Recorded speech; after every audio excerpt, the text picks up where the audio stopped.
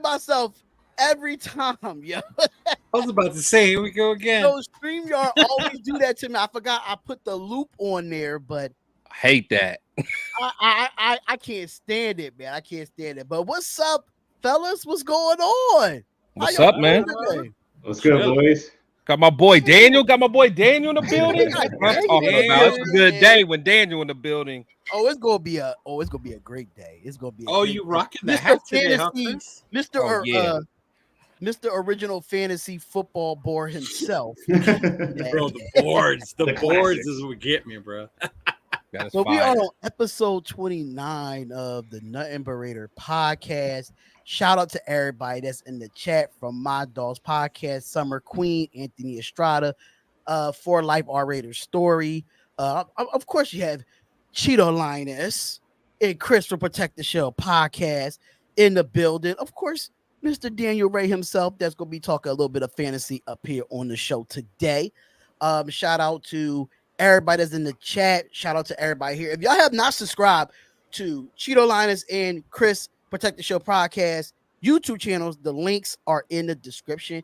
And ain't that your Instagram name on Yep. Up, and make sure y'all follow Instagram Daniel Ray on 24 on Instagram. Hopefully he gets a YouTube channel soon. Hopefully he can talk his fantasy football. But how y'all feeling so far about training camp? You know, it's been a lot of talk about Jimmy G throwing all these interceptions, and everybody got that's my quarterback. Leave my quarterback alone. We gonna start it right now. I'm getting it off. Y'all leave my quarterback alone. You're about to know what my life used to be like every season.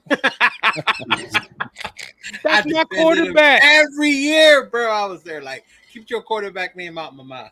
So how y'all feel about that? Everybody's talking about how big he threw 3 interceptions this training camp and had that interception in training camp.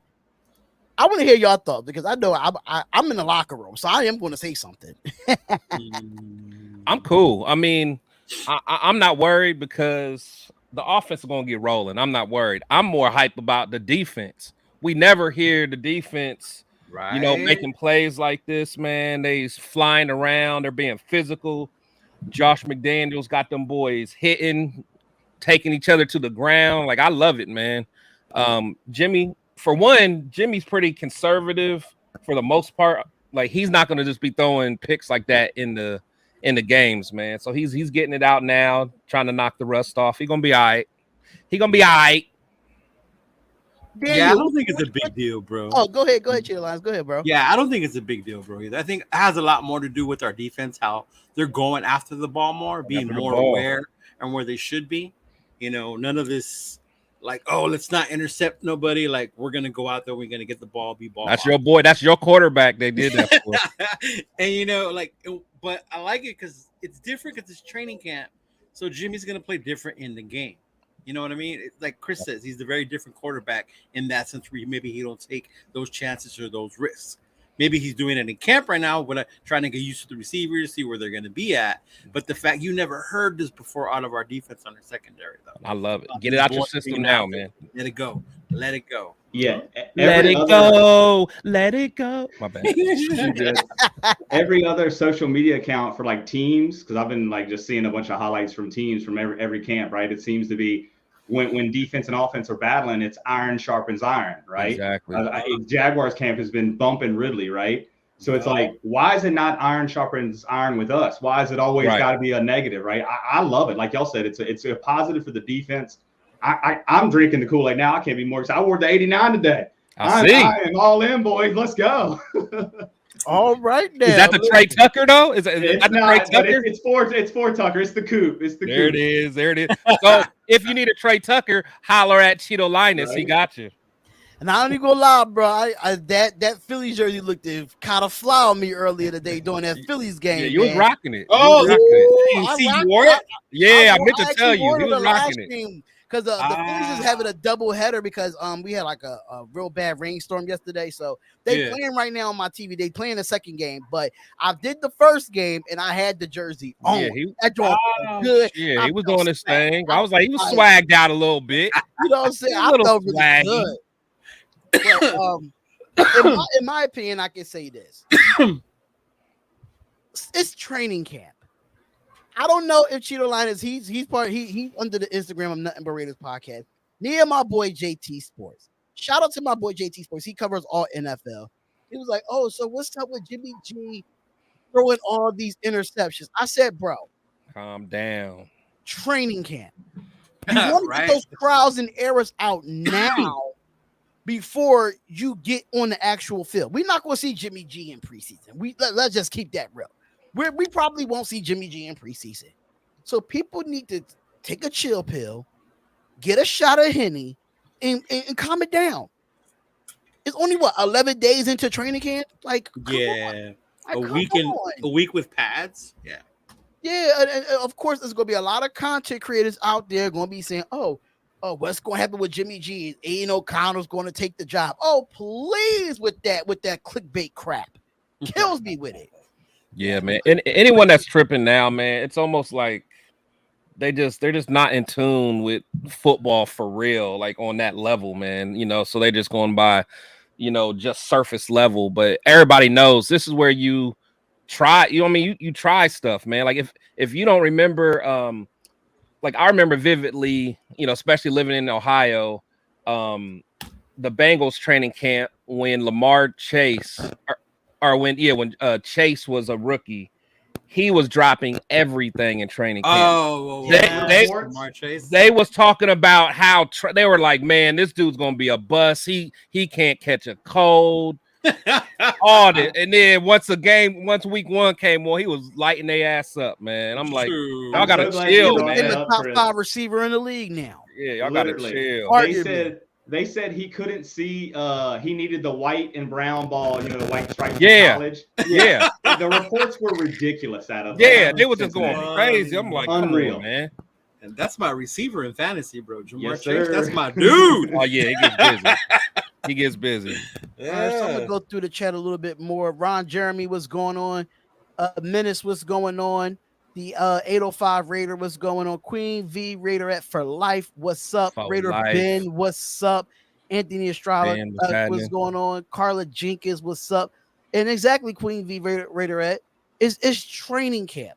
It's training camp. I mean, nobody said nothing when Kyle Trask and Baker Mayfield was throwing interceptions in training camp, but no, they was talking about that. They was talking about that. Yeah, but of course I don't even know if they made a whole article about it, but not as big as Jimmy G because we're Yeah. the Raiders. Even and we're Mahomes, what was it, last camp or the camp before? Mahomes was throwing all kinds of picks. I'm like, come on, man. He's practicing his behind the back throws now. I Oh my know. God. Here we go with the behind the back throws now. Here we go with that. He better not try that on us, man.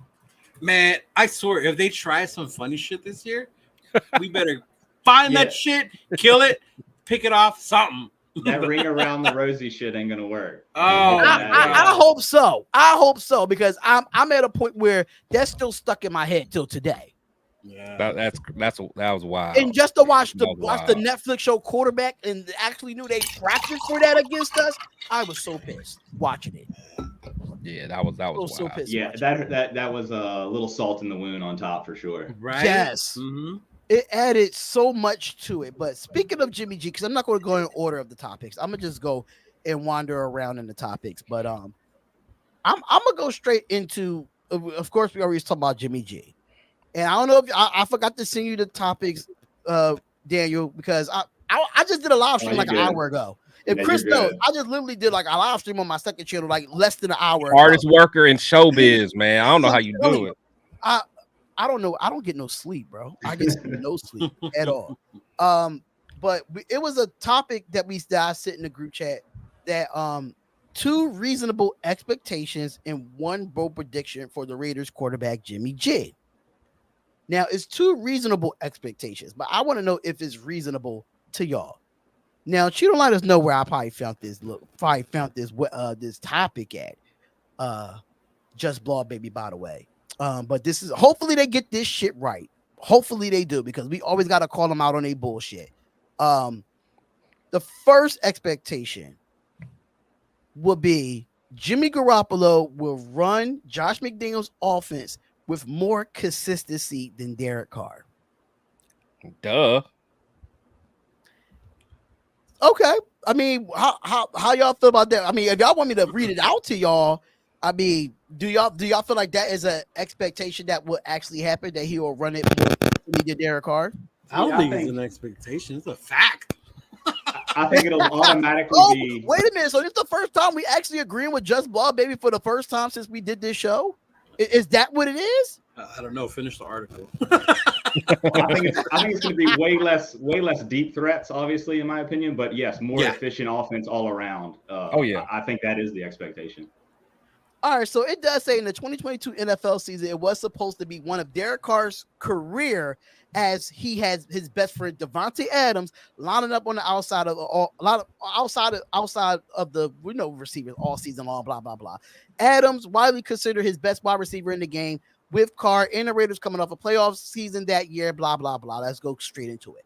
However, it's pretty clear from the outset of Carr struggling in Josh McDaniels' offense, it's also clear that Clear was not McDaniels' guy, which we know this already. To be fair, both tried to make it work at the end, but Carr was benched the last 2 games, which we knew about that as well. And the Raiders technically are still alive in the AFC playoff race. Now, entering Jimmy Garoppolo was a very well-versed when it comes to Josh McDaniels, running Josh McDaniels' offense, who has a lot of success doing so. Garoppolo will show command of the offense from the start in 2023 with so many weapons brought in this season, including Jacoby Myers from New England and Michael Mayer from Notre Dame. This unit has a chance to be downright explosive. That's what they had to say about it. I think it's true. Like, you think about it, like, and the efficient is the fact that he knows how to run the offense. You can already tell he's more comfortable with him, the way he's talking to him. Yeah. It's his second year here with us. He's trying to change the way he does coaching. So it's just a different type of team, even with the difference in tight end. I know Mayer's way different than Waller was. Waller was a baller when he was here. Different type of tight end. Basically a big-ass receiver playing tight end. But now with Mayer and the other tight ends we have, they can do more of the offense that McDaniels wants, that type of tight end that he was looking for.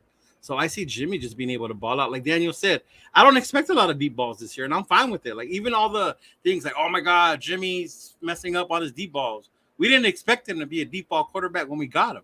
Like, we know what Jimmy is and what he can do. He can run your offense. He's efficient, and that's all we're expecting him to do, what he needs to do in order to win. Y'all might have talked about this last week. Talk about how, like, potent our offense is. It was I saw this list in the sense it was like best receiving, like receiving teams in the NFL or whatever. Mm-hmm. And I I heard about think that we should be article. right up at the top with Cincinnati, in my opinion. I mean, if Renfro plays like we know Renfro can play, we've got Adams again. That's no worse than a top 3 receiver in the league. It's Jacoby Myers, high expectations. It's a balling offense, in my opinion. All right, and shout out to everybody that's in the chat: Sebastian, Anthony Estrada, Jack Kenna. Um, just making sure I ain't miss nobody. Snoop Hernandez, what's going on? Shout out to y'all that's in the chat. Make sure I'm not missing nobody. Um, but let's go dunk and dunk. Oh God. That's crazy. But the second reasonable expectation that they have is that they saying that Jimmy G will bring swagger and championship DNA to the QB position for the Raiders. Now, I say that that's a yes, but we gonna get to the actual bold prediction of what it said.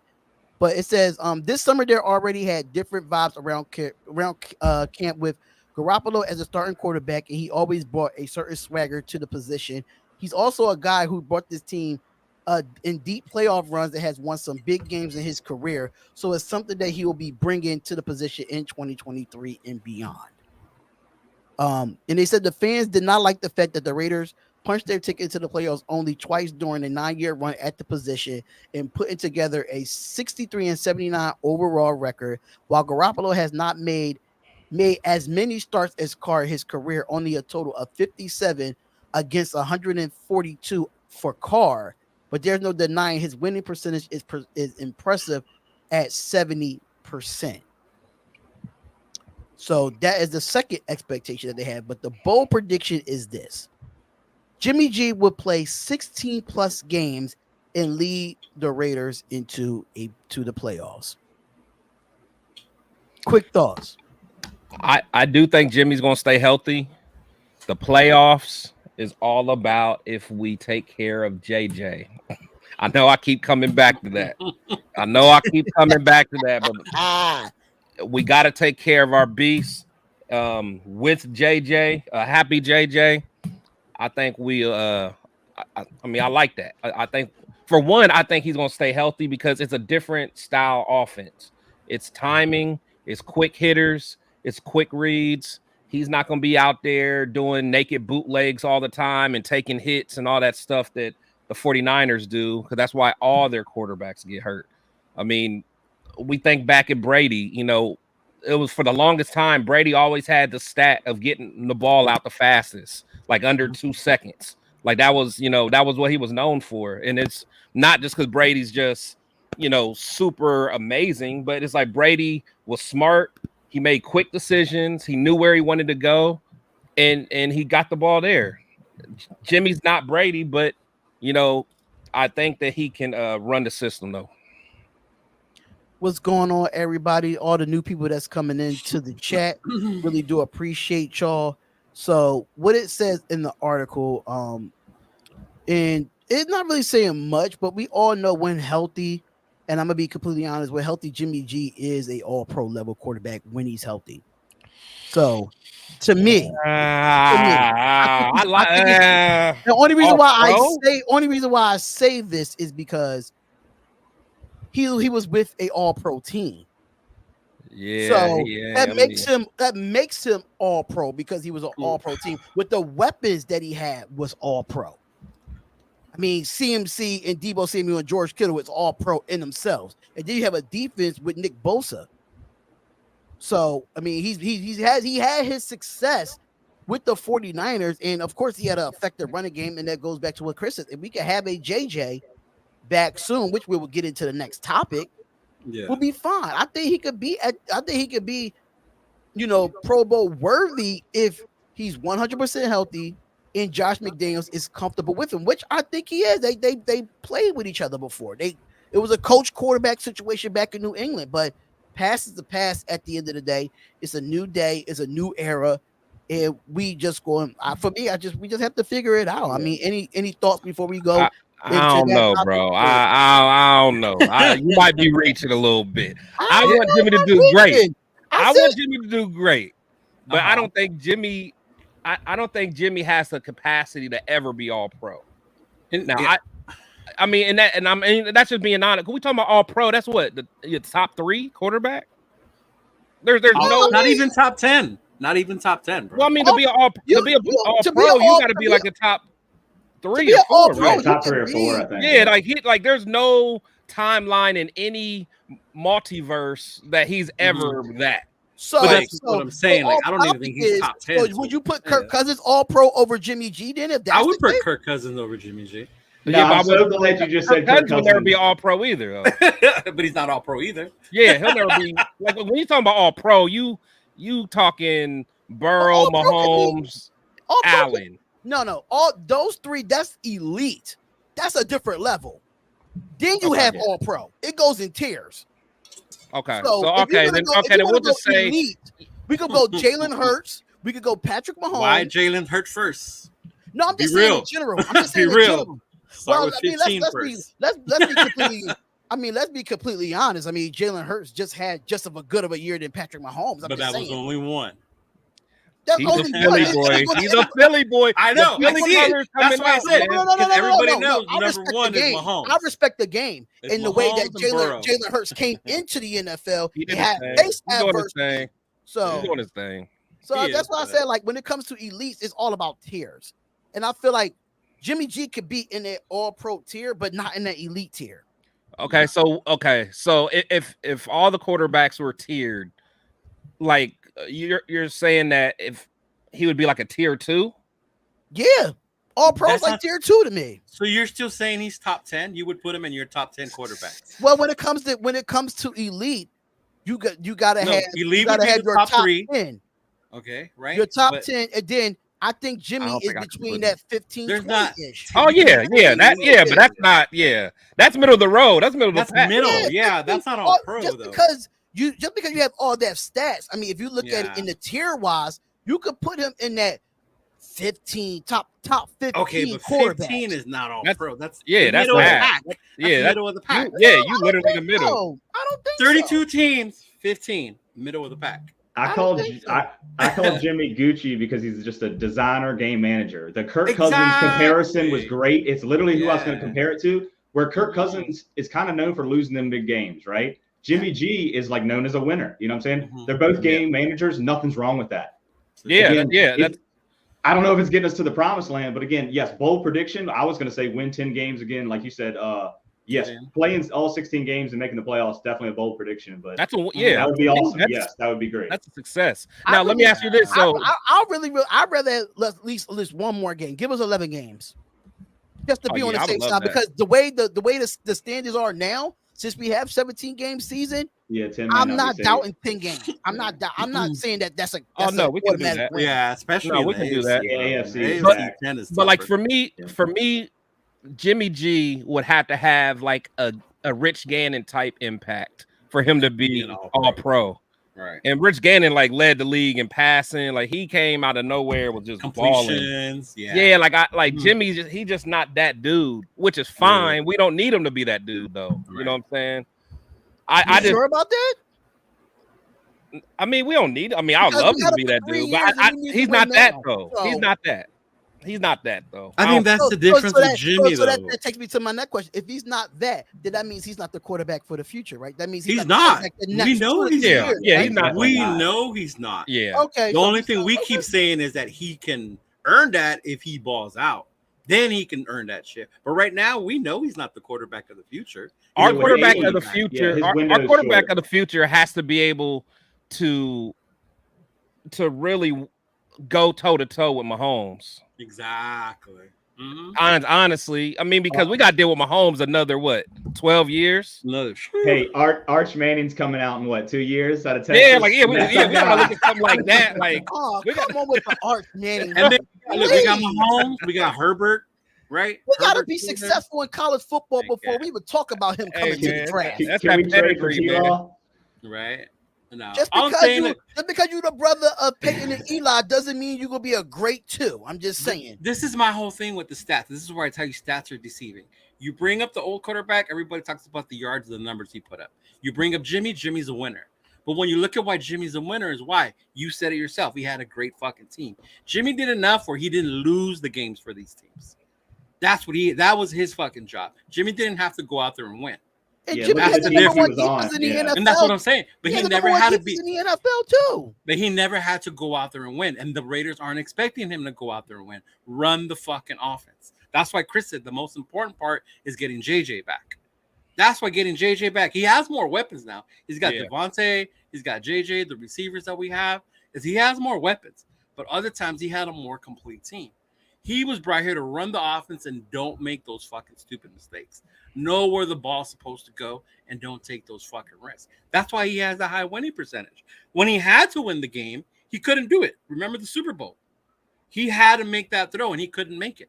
No, it wasn't even that. That was on Kyle Shanahan. Let's keep it a buck. But whether it was or Kyle not, Shanahan stopped running the football. He stopped running the football effectively in that second half. I get that part. But when it came down to it, they still had a chance to win, right? They still had that chance. And it's those all-pro elite quarterbacks that make those fucking throws. So Matt Ryan's an elite quarterback because Kyle Shanahan took him to the Super Bowl? Was he an elite quarterback then? At his time, he was. That he got his team. Matt Ryan was not an elite quarterback when he went to the Super Bowl. When he was at Atlanta? He was. Matt Ryan's from my city. He was not an elite quarterback. He was in at MVP the time? talks for sure. I never thought Matt Ryan was an elite quarterback. But you also think Lamar and Hurts are great. There's a difference in quarterback. Matt Ryan was fucking elite at that time with that team. Is he stuck now? Yeah. Look, Chris is thinking like me, like, okay, like. Well, I just elite. I don't know. Matt Ryan, at that time, yes, in my opinion. Yeah, opinion. he was the reason they were winning those fucking games. Matt Ryan was the dude.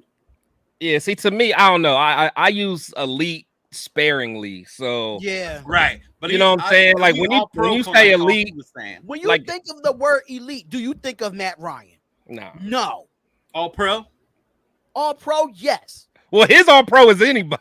That's what I'm saying. Anybody is his all pro. That's not true. Marcus Russell all pro. Right. To me, Tua got to prove to me that he's an all pro. Matt Ryan was top 10 when he played, yes or no? Was Matt Ryan what? When he got those teams to the Super Bowl, was he a top 10 quarterback? Yes, 1,000%. That's not just because you're top 10 doesn't make you elite. He was like MVP that year or something. You're the one who said elite. I'm just saying he was good for that, but he was the reason that they needed him to win those games. He could make those fucking throws. He's a Pro Bowler, but South, but okay. Yeah, but he made it. Of course, when the NFC South, everybody else is garbage. Of course, he still got through the NFC to make it to the Super. He beat who he had to beat to get to the Super Bowl. I get back then the AFC was the ones lost 26-3, 20 in a 20-point comeback by the Patriots. That's that's going to stick with him for the rest of his life. But is that on the coach or the quarterback?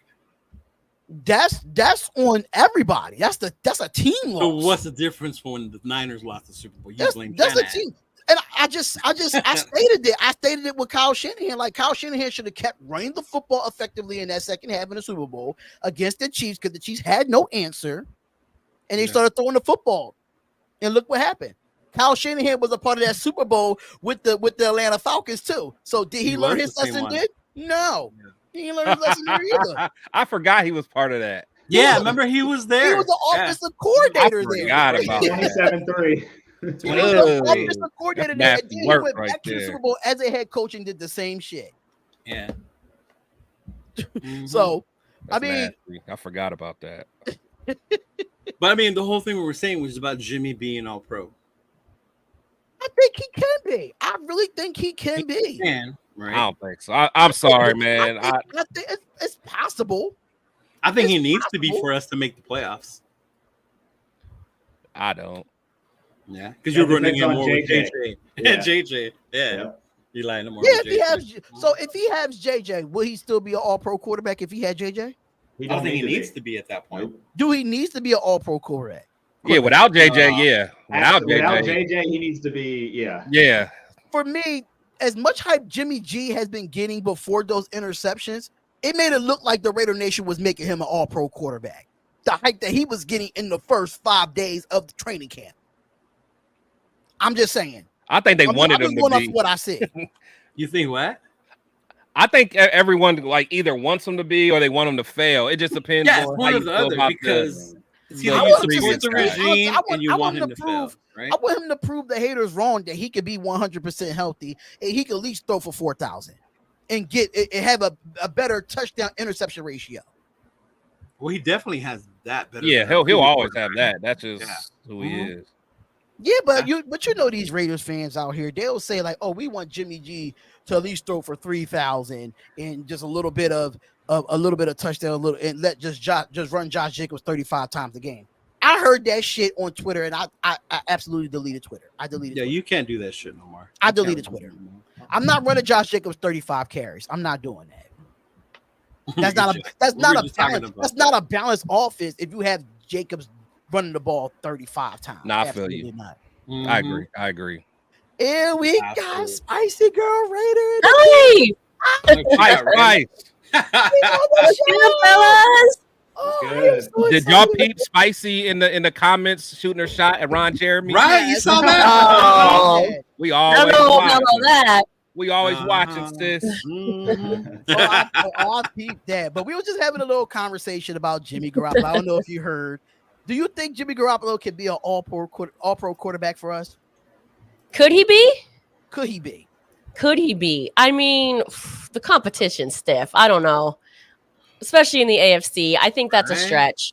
I hope so. I hope so, but there's just too many good quarterbacks, and especially in the AFC alone. I mean, I'm trying to be realistic, but I just don't see it happening.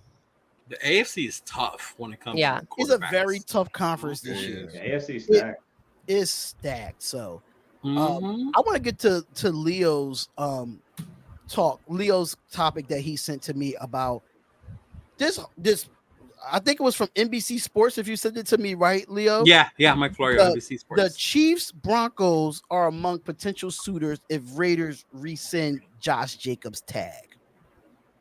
Now, let me tell you this. Right? If the Raiders even decide to release Josh Jacobs, they might just throw the whole season away.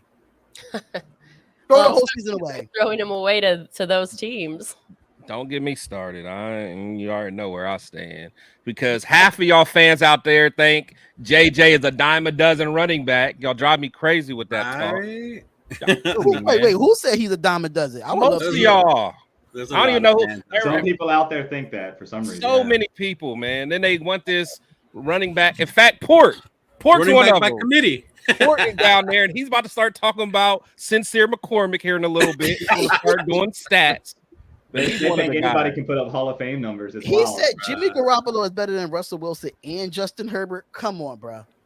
But see, that goes back to basing it on wins. He has a better winning percentage than both of them. But does that make him a better quarterback? He's not better. He's not.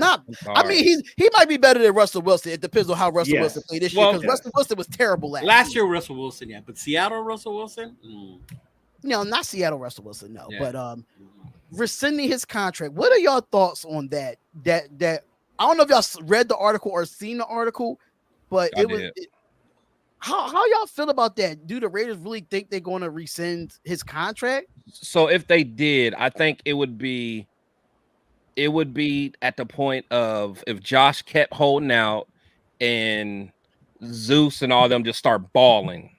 If they just started balling, they just said, okay, we feel comfortable, we can move on. So then they'll save that 10 million, and then they might figure, okay, we can do something with that 10 million.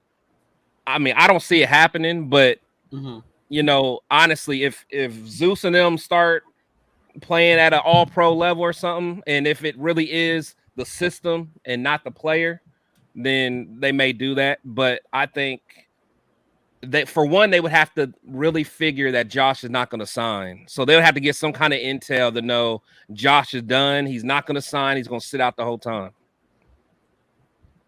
Yeah, and I saw something different. I saw an article saying that the Eagles were the front runners, and I can't remember who the other three were, to be honest. But I didn't see the KC Denver article. Well, the thing is, I mean, it's his choice. So really, it's wherever he wants to go. So he may want to go if the Raiders recede, and that's the key part. When I saw that article, it pissed me off because it's stupid. Even if he didn't sign, the Raiders would get nothing just by rescinding him if the fucking other running backs are going off, right? Like at that point, if you're getting to that point where this dude is telling you, you know what, fuck that, I'm not gonna play with you, and these other guys are balling, and he's asking you, just let me go so I can go somewhere else. Nah, you ain't going nowhere else. Why? So the fucking Chiefs, Broncos, Philly, whoever can sign you and come whoop our ass? Nah, I ain't doing that. And number one, the Philadelphia Eagles don't need a running back at this point. They Right. just traded for DeAndre Swift, and they true. still got Boston Scott, and they still got I know Miles Sanders left, but they still got a whole running back by committee. They just traded for DeAndre Swift this past season, which is a Philadelphia native, but I don't know about the Eagles Broncos. And it's articles like that get thrown out there to make you get pissed off at the fucking leadership in our team. Yeah, that's you're all like, it you're is. so It's that stupid. propaganda. He's gonna go to the Going either Broncos. way. See, he's gonna go to the Chiefs. When it's like, dude, nobody's letting him go. That shit Right. can only happen if the Raiders are stupid enough to rescind that contract and let him walk. But as a business, I wouldn't let that dude go anywhere. I love JJ. I'm one of the biggest JJ's fans. I am. I wish he was still here. But as business sense for the team, if by that point you're not signed, no, I'm not rescinding it just so you can go anywhere. If you're going somewhere, you're going to agree that you're going to sign, I'm going to trade you because I'm going to get something for you. That's the only way I'm letting him go. So it says that the options that they have are limited at this point. This is according to the article. It says that Jacobs, it said the first option is Jacobs accepts the 10.1 million for one season. The second one is that Jacobs and the Raiders work out an enhanced deal with more money or a promise that it won't be tagged for 2024. The third option is Jacobs skips all or part of the regular season for the Raiders trade Josh Jacobs in his 1-year deal. Number 5, they have the Raiders rescind the franchise tender and becomes a free agent. Or, and they saying that option 5 can still happen, whether if the goal to get the fans or the media on board to persuade owner Mark Davis that is right to move and pocket the 10.1 million and move on from the Raiders, quite possibly are setting the table, as they say. We tried everything. Let's just let him go. That's what it says in this article. Or option 6 that I've been saying for a long time. Which is, but it's so true. Like I don't know. I don't understand how people don't think that could happen. Like right before week 1, he can sign that tag. Yeah. And then he can have, he can twerk something or not twerk something. Twerk something. All right there. Like Barkley's deal. Yeah, but I mean, he could twerk whatever, but he can tweak something in practice, and it gets exaggerated, and he'll do basically what Jalen Ramsey did, or Waller, whatever. But I mean, what Jalen Ramsey did? Jalen Ramsey, remember when he was with Jacksonville? He basically forced a trade out because he was hurt. But everyone knows he wasn't. He exaggerated. He got traded, and then he's back. Yeah. And that's what I'm saying. Like everyone acts like, he won't do that. Which I mean, it would be petty. But at this point, he feels like this is something personal now. So like, if he got to that point, like a lot of people act like JJ don't have that much leverage. He has more than what people say. It just depends on if he wants to be petty or not. Now I don't know if y'all saw that. Let's see. Oh, I don't know. I don't see it as petty, but no, I mean but a lot of people would consider it petty. But I mean, if he does do that, that's on whose end though? I would argue to say that it's more petty on the Raiders' end. I mean, the Raiders, you're $2 million away. They make $2 million on a one day at a home game. I feel like that's a little more petty. No, I like JJ standing his ground. No, I Ricey, I agree 100% to where it's like JJ. I mean, he's done everything for us. It's like it's the hero turned villain. It's only because we made him turn villain. You know what I mean? Don't blame JJ for it. He called it out before it happened. He called it out before it happened. Yep, exactly. So like, don't even blame JJ. It's all on management. Yeah, we can't blame JJ, but this is the thing that can happen if you do want to restructure that $10 million. You could do what Saquon did. He got that $2 million upfront bonus that came out. That's, mind you, signing bonuses come out the owner's pocket, not the salary pocket. That's true. Mark Davis, hello, get some of that money out your pocket and give him a little bit upfront money on top of trying to reconstruct that 1-year contract. And then once that $30 million is off the books for next season, sign him to an extension, sign him to a better contract. But I mean, I think Josh would take that. If you give him $3 million up front from the owner, why not? wasn't that part of the big reason for the Raiders moving anyway to Vegas is to So they have can more have money, more money. Yeah. to be able to acquire players, so it's more Like Jerry intriguing Jones to does. play Yep. in Vegas, and you have that money. Mark Davis is worth almost $2 billion now. 5. Not with that haircut, he's not. Well, anyway, he's worth a lot more. He's worth billions of dollars. A signing bonus is chump change. You know what? I think it just sends a bad sign to people where if you work hard, you do your job, you become the best you can be, and we're still like, you're not worth us spending money on. I don't like it. I hate. And I hear that part, but what about the fact the report was that it was offered 12 per year, but then for 1 year the though, length, right? That's what I'm the saying. report was 12 Right. per year for 3 or something like that. I ain't hear that. Now I heard it was for 1. Yeah. I heard it was for 1. Yeah. I bet if it was 3, I bet he would have took it. Yeah, and what was he guaranteed would out have of that? it was for 3 years. Yeah, but out I of the think the 12 was amount guaranteed. That's what it was. Is how much was guaranteed out of that 12. That's what. Yeah. I think 12 million is enough for me. And if you could give him a 1 year, that's for 12 you. million, and you could give him, I'm trying to explain. Like for me, if I'm Josh Jacobs, right, I'm ordering to give me at least $3 million up front and $12 million guaranteed. Give me a $3 million signing bonus. That's $15 million right there. They offered him 12 and he said no. Yeah, but just because of the 1 year. Yeah, because of the 1 year. But if Mark Davis would have been like, okay, I'll give you $3 million up front of the signing bonus, that had nothing to do with our But salary. that's what I'm saying. That part never that would have added up to $15 $15 million for 1 year. I think he would have took that. Mm-hmm. I think he just wants a little respect too. It's not all about money, and that's why I don't think it's petty. I think it's more about respect, and I actually respect him for commanding that. No, the reason I say petty is because if you get to that point, you got to be totally over the Raiders. Because because that's almost at the point of no return. If you're like, okay, my back hurts, whatever, I'm just sitting here, I'm gonna collect these checks, because then that they're not going to franchise you again next year, because then they'll have to pay $12 million next year. Right. If they next year if they do that, it'll be 12. Yeah, because a lot of people are like, well, if he does that, we'll just franchise tag him again. No, they're not going to pay him $12 million to do the same thing. They're not going to. So I don't know.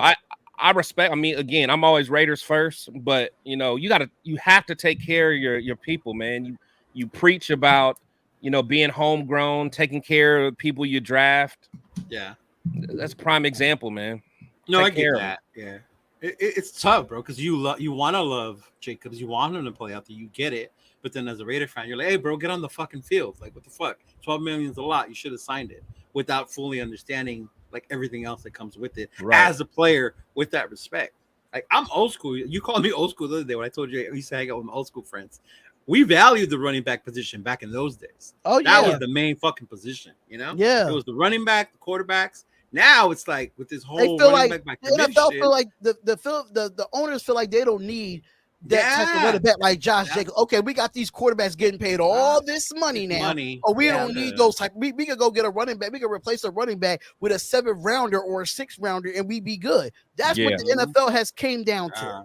And Daniel said something fire on my show like about a month ago or whatever. He's like, we don't have to follow the NFL. We don't have to follow that trend. It's such a Raider move to do it our way and pay the dude to say running backs aren't going to be devalued. Like that's a Raider. Like, again, I know Al Davis did some, the game passed them by towards the end, but Al Davis wouldn't allowed this. Like, he would have took care of his guys, man. And agreed. And again, whether it's right or wrong, Al took care of his guys. He may have treated his players or his coaches like shit, but he took care of his guys.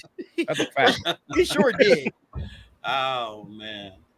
He sure did. But I'm gonna be honest with y'all. Are y'all excited for the preseason game?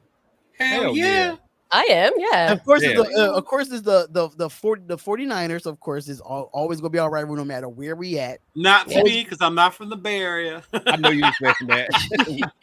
See, Los Angeles. What are y'all looking forward to in this preseason game? Like, what players that you want to see, succeed in this one? Because I have a few, But I would like to go around the panel and see who y'all like this. Who y'all like to see, go up against the 49ers. We know Jimmy's not going to play. We know most of the quarterbacks for the 49ers not going to play. We know so most of the starters is not going to play. But as far as our rookies, undrafted, or some other guys that's been on this roster, who is y'all looking forward to seeing in this game?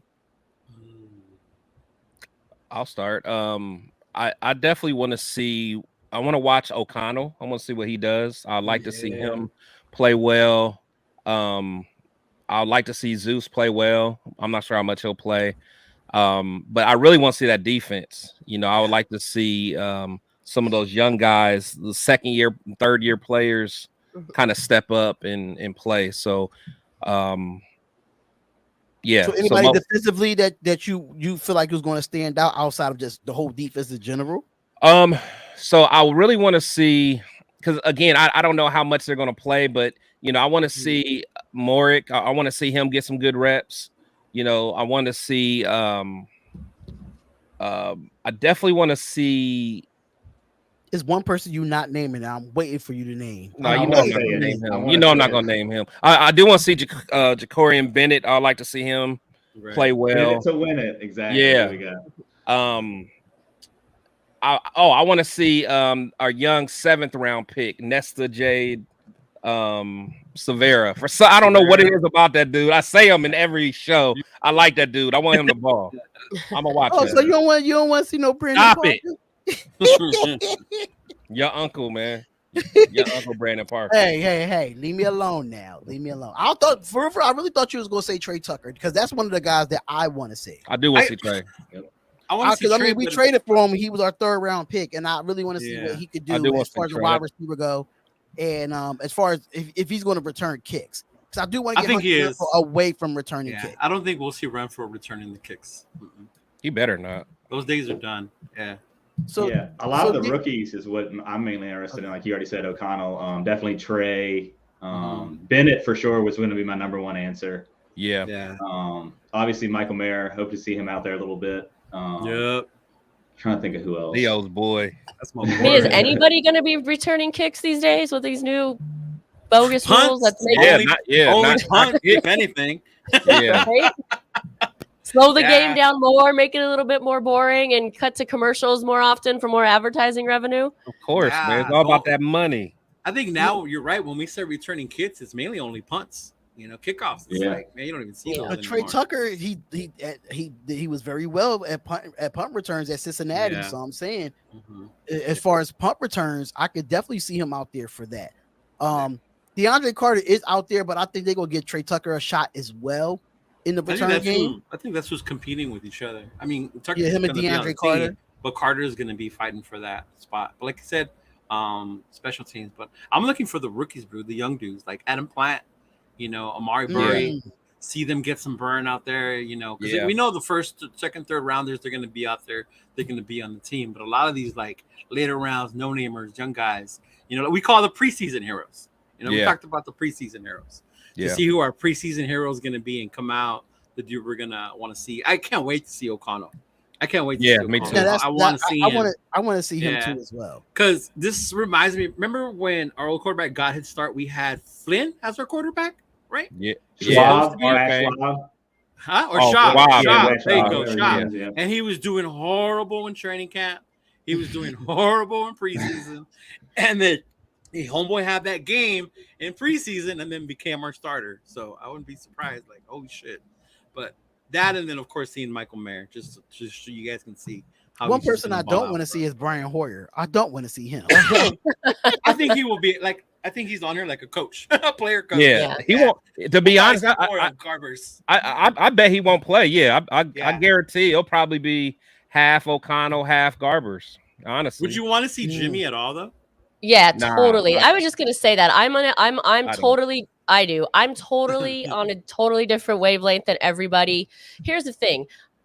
Under normal circumstances, when you have a good team like the Chiefs, right? You want to see the draft picks, the rookies, and that to see who's going to make the team because you already know you've got a great starting unit. here's the thing with the Raiders. Jimmy G has never taken a snap for the Raiders. This is a whole new system. I think the Raiders made the mistake last year with not giving Carr any snaps, with a new head coach and everything. And then you go into the very first game basically as a preseason game, if you will. It's the first time you're working cohesively as a unit. And to me, that doesn't make sense. I know people don't want to play because they don't want to get injured and stuff, but I think they have to take a few snaps together to get to learn the system, get how each other communicates and those types of things. So I actually do want to see Jimmy G play. And I want to see what they can really do on the field come game day. Because look, the season is not going to be easy. I mean, the season's going to start pretty rough, and you can't afford to lose the first 1, 2, 3 games because you're still trying to work out those kinks. To me, that's what preseason should be used for.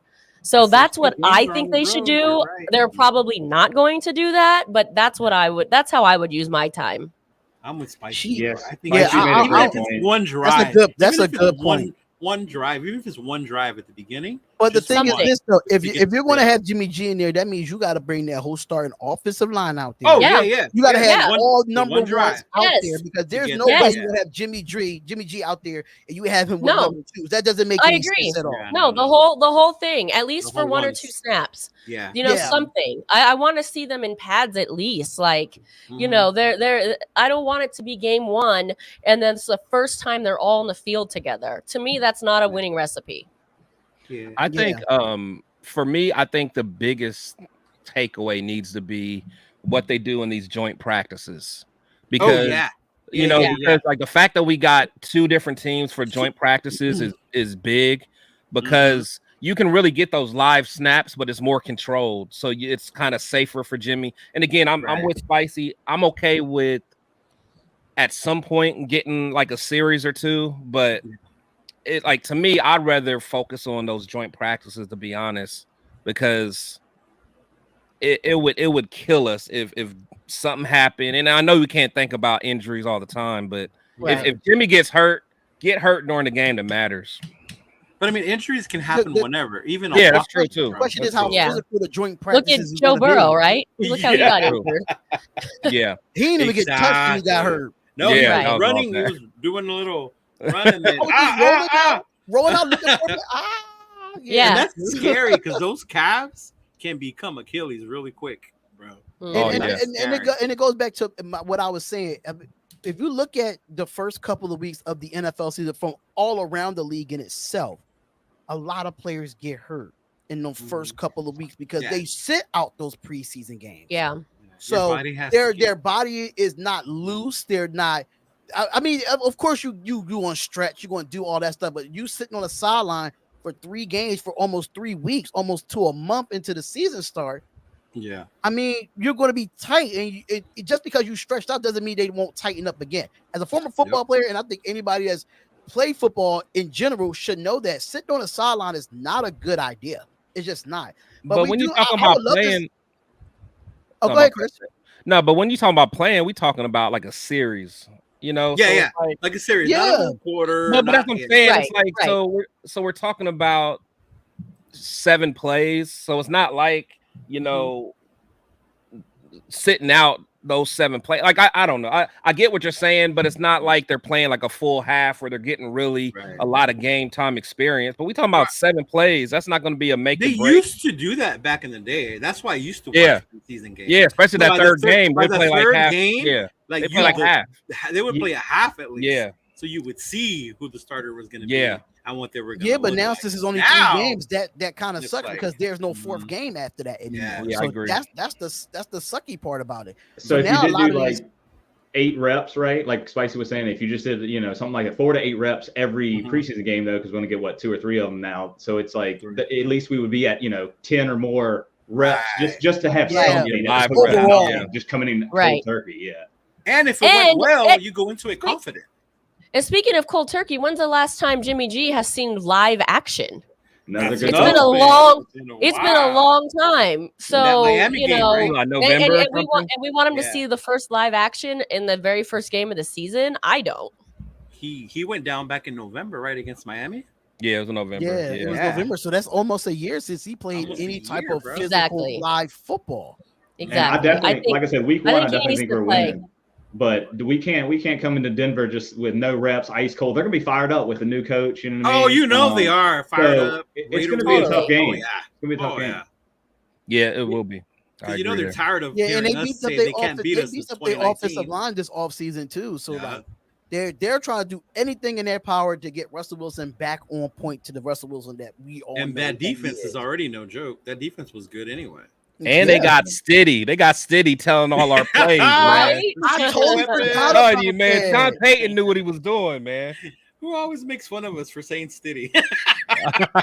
They always throw 0-2 out there when we bring up Stiddy, huh, Chris? Hey, I like Stiddy. I don't care what nobody say. I like. I love Stiddy. I think he was very young. He was very talented. I could have wished that we could have kept him though. If we would have kept him, I would feel more confident going into this year. Me too. Would. I ain't gonna lie. I agree because he's been under the system. Not a Stiddy guy. Right. See? There you go. Not a Stiddy guy? Not at all. Man, that's my dude, man. I think we wouldn't be as nervous as we are as fans if Stiddy was coming in as probably being the starting quarterback. So I'm more hype on O'Connell than Stiddy. That. Yeah, when we drafted O'Connell, I was not happy at all. But the question is, would we would have drafted O'Connell if we would have had Stiddy? I think they were still going for a quarterback. It was just all Stiddy did was throw twice as many interceptions as touchdowns, and he lost 2 games for us. Calm down. Calm down. Calm down. Now, you're being a stat watcher. That's a fantasy football in there. A loss is a The eye test is different, though. You know the eye test. Tell me you weren't excited when you saw him running around. Yeah, you know that eye test is different. And those 2 losses wasn't all his fault either, though. Come on. No, he's a fantasy football stat guy. Oh no, that's why the San Francisco game was his fault. As much as if we're giving him all the credit for having us in the game, how did we lose the game? Colton Miller getting killed by Bosa. Yeah, like Colton Miller got destroyed. The whole game at that. And then Chris Jones owned him in the freaking last game. Oh my God, you can. That's what I'm saying. Like Stiddy's, man. Y'all I know Carr had a bad year with his interceptions. I'm just saying Stiddy throws a lot of interceptions as well. So I told you, I don't get the hype. Just leave us alone. Let us have our hype. Yeah. I'm with you. I don't think he should be the starter or anything, but I think he would have been okay to keep on the team. He would have been a good asset because he does know the system. I think he could have been better than some of the guys that are there now. Yeah. He could have been 3. It could have been Jimmy G, O'Connell, and then Stidham. I do like that better than Hillier and Garbage. O'Connell over Stidham, knowing O'Connell is unproven right now?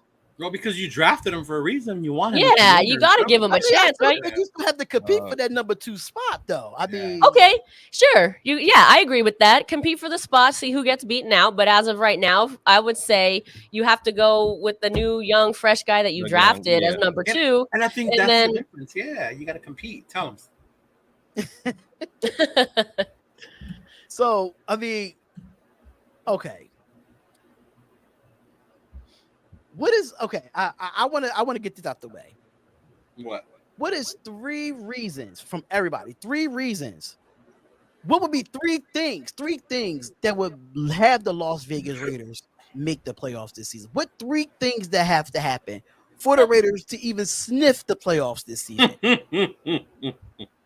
I go first? Yeah, can I say Tanya Harding on Mahomes? I was gonna say someone put a hit on Harding, making stuff happen, taking it to her own hands. Someone take one for the team. Take that fool out.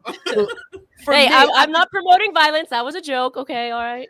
I think the number 1 thing for me, for us to get into the playoffs, if we could be at least ranked between 10 and 14 in defense, we can make the playoffs. That's 1. I agree. Number 2, I'm gonna go with Chris. A happy Josh Jacobs if he's here. Happy. That's 2. And number 3, we can't blow leads. Yeah, we can't blow leads. I'm sorry. So I hope Josh McDaniels learned from that. Okay, look, Chris is not feeling that. Well, no, I'm with you, but go ahead, Daniel. I know Daniel wanted to go. Yeah. Number 1, in my opinion, is Josh Jacobs playing for the Raiders. That is number 1. Number 2, like you just said, I was going to say be top 20. Do not be 20 or later. Be 19 or better in defense, and I think another chance for us. I agree. The third one, again, it's you could go a million ways here, but I'm gonna just say let's go. Jimmy stays healthy. Yeah. All 16, 17 now. Jimmy's got to play 17, or you know what I mean? Yeah. Yeah. Go ahead, Spicy. You go.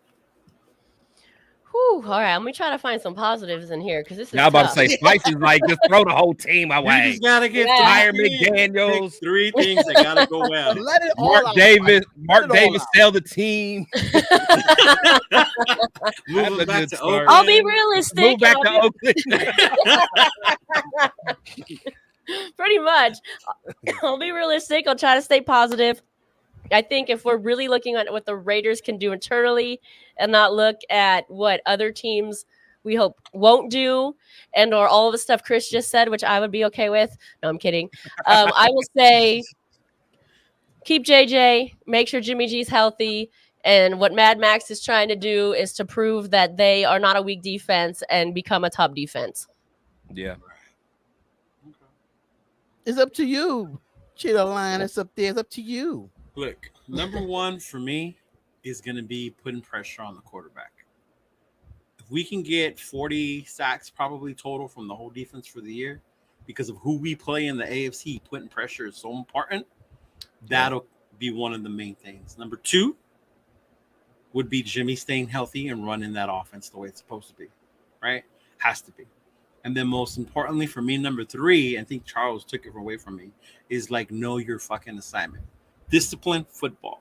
No, less turnovers, less mistakes. You think about the Rams game when Tillery lost his head and cost that fucking game. You know, the Arizona game, not being able to stop Arizona after so many tries at the end. Even Hunter, even though he got hit, like the fumble, like discipline, smart football, no turnovers, no stupid penalties, then we would go in the right direction. Those 6 or 7 close losses won't be losses this time. Those would be wins that would go towards our total.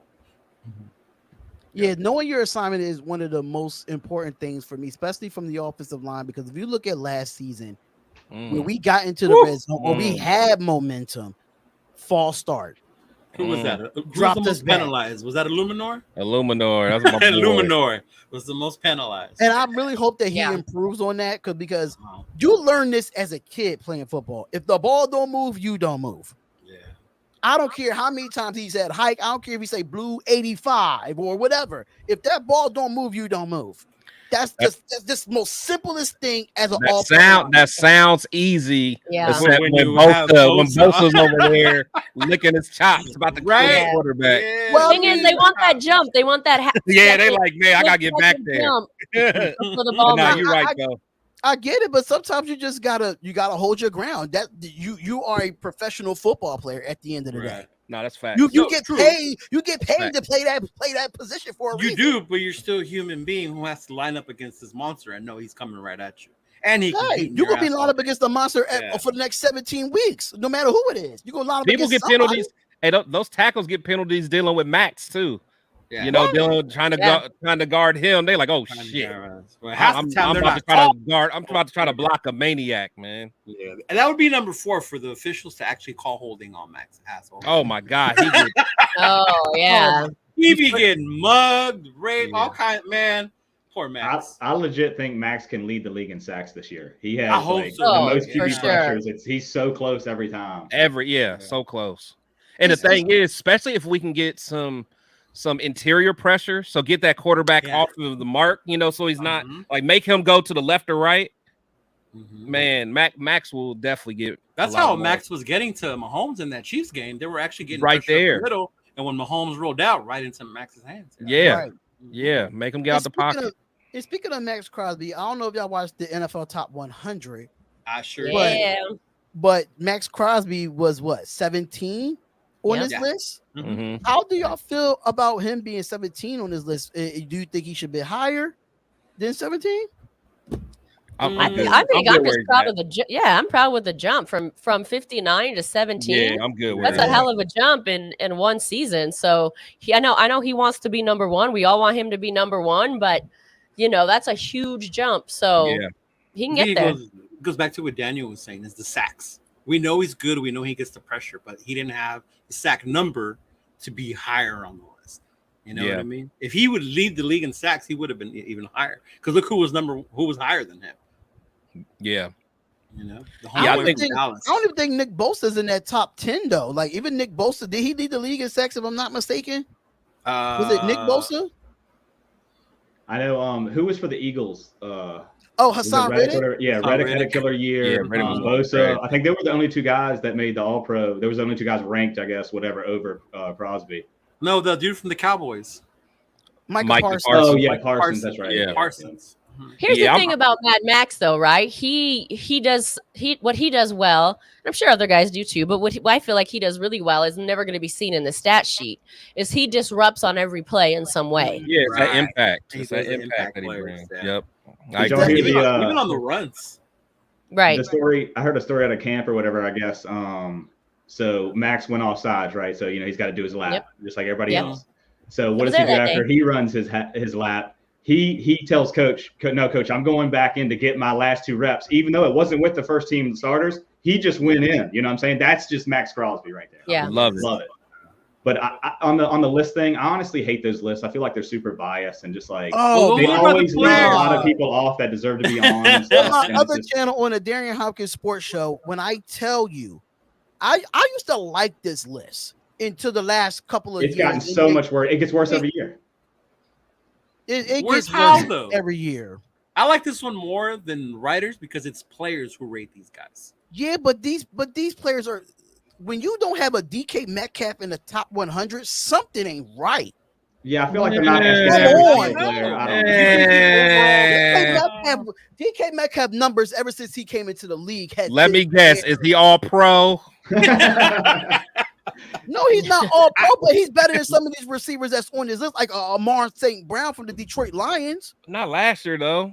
Yes, he is. It goes by last. He didn't get busy last year really. Yeah. I don't know about that. I would for Metcalf, for the kind of player that he is. Last year was an off season for Metcalf. Yeah, what he could do. I mean, he did have Geno Smith, which he did have a comeback season, but it's like there's different teams. I don't know. I think I can't stand Geno Smith, man. He's so trash. He is so trash to me. He is trash. I'm so glad that he doesn't win that often against us. Oh, who was coaching? Who made that terrible decision when they benched Eli to start Geno against us, and that's how we got that win that time? Yeah, that was crazy. Yeah, for the Giants, right? Yep, for the Giants. Yeah. What's his name? Was it Ben McAdoo? Was it? I can't even remember. It sounds right. Damn, Ben McAdoo was a retarded coach anyway. He's just retarded in himself. But Devontae Adams was 13 and Josh Jacobs was 12 on that list as well. Which again, disrespectful to Devontae Adams, in my opinion, being what was he like number 3 receiver overall or whatever? It was crazy that he was that far down the list. He was 13 and Josh Jacobs. 1 running back. Yeah. But when you see who was ahead of him, though, I know that was a Justin tough. Jefferson. Yeah, he topped some spots. It's almost like where do you value positions? Kind of, you know what I'm saying? Yeah, and that's what that list came about. Yeah. So like where do you value the receiver compared to a defensive end or whatever? So I don't know. Yeah, obviously the QBs are normally going to get the top. Now, as your number 1 and number 2 running backs, as far as Josh Jacobs and Saquon, when it comes to rushing, Saquon was at number 30 and Jacobs was at 12. Do you think they should have been closer to? You think Saquon should have? To me, I think Saquon should have been in the top 20, in my opinion. Number 30 is just asinine for me for a guy that's second in the league, right behind Josh Jacobs. So I think they both could have been in the top 20, and I think Jacobs probably could have been at least number 10 on this list instead of 12. But that goes to valuing the position, like you were saying, because that position isn't valued. Ranked lower than other ones. If you watch the show, you should see how much they talk about how they value the position. I said that's cap. As much the players do. The players do though. If you talk to any players, I don't think it's just the players doing this vote though. I don't know. I don't know how the players. You got to see where Jacobs came in this year and what was his rank last year. Yeah, he was like, no, he wasn't even ranked last year. He wasn't even ranked last year. That's one of the highest, into the fucking list rankings because they base it off last year, how you played and what you're gonna do. Yeah. That's why I like it. That's why I feel like it's not just a player's vote anymore, because it goes into other aspects that those players don't know too much about. Yeah. That's just Which is bad as the year Jacobs had last year. Let's be real. Like, how was he not in the top 100 last year? Yeah, I was mad that he wasn't That's on it again last why year. the list Yeah. is not valid in Mhm. my opinion. Yeah. I was mad, but then again, we get the whole, freaking Raider fan eyes that we see players and we see them like, how is this dude not on the damn list? I was just kind of nervous. I was like, I know Devontae Adams was going to make this. I know Josh Jacobs and Max Crosby. I'm like, if they would have put anybody else on this list, I would have kind of questioned it. I wouldn't have been sure. I mean, what other Raider from last year could have been on this list outside of those three? No, just those three. I didn't see anybody I was else just making sure we was all on the Yeah. same page there. Because Carlson. They don't darn well they ain't putting no. For real, Carlson was our dog, man. Like he's we couldn't score in the red zone. Bring Carlson in, man. Carlson was a monster. If that's the case, you could throw Justin Tucker in there. Put some justice for the kickers, man. For the elite kickers. Justice for them. They players too. Just because they come out there once, twice, probably 5 times, depending on how much you score. Hey, they'll come out there and get you some. Justin Tucker for Baltimore. Yeah, that dude. But the crazy part is, as shitty as we were or whatever, we had 3 players in the top 20. But did you see what team had 3 players in the top 10? No, I didn't actually see the top 10 yet. No, I just knew Mahomes and Justin Jefferson was 1 and 2. Mahomes, Chris Jones, and Kelsey are in the top 10. Kelsey, yeah. I'm not surprised. Mm-hmm. Yeah, I'm not surprised. Those make sense. Right? Why? Because they fucking win. I hate to say it, but that makes sense. I can't listen. I agree 100%. I don't like it, but the production it tells. So when it comes to contract negotiations, I really hope the Chiefs fuck that one up. Oh, what? Chris Jones? Yeah, with Chris Jones. Yeah. Yeah, he's still out of camp right now too. Is. He's still out of camp right now. He's not even budging to come back into camp at all. Because the thing is, like when you win a couple Super Bowls, now you're like, forget it. I want money now. Like I got my rings. I need to get that bag. Yeah. And he deserves it on that team. He does. Yeah. No, he killed us. Like, man, he killed a lot of freaking teams. Yeah, he killed us. So my question to y'all, I know Brian Young came back off the pulp list. He was able to come back and get into training camp. But what's going on with Tyree Wilson? I mean, he was our first round pick. They said he'll be back in a couple weeks. So what is really I don't know the injury. I knew it was like what a foot injury, if I'm not mistaken. It was the foot injury he had last year. He had surgery on, right? So he had surgery on it. So yeah. What are your expectations when he comes back into practice? Do you put him right in with the rest, or do you baby him through preseason? I don't think they're babying him. They just want to make sure that the foot's fully healed before they put him on the field, so it doesn't get any worse. But he still has to go through, his meetings and positions. And he's doing all that. Yeah, so he's still doing all that other stuff that he needs to do. He's not just like, oh, I'm hurt, I'm not doing anything. I think because I somebody said it on your show last time, Chris. I can't remember, and I don't like when they say it, but the easiest position to play is defensive end. I said that. You said that. It's so true when they though. go out there, like they know what to do. They know what they're gonna do. They have one job basically, right? Get to the fucking quarterback and blow it up. So once he's healed, he knows what to do.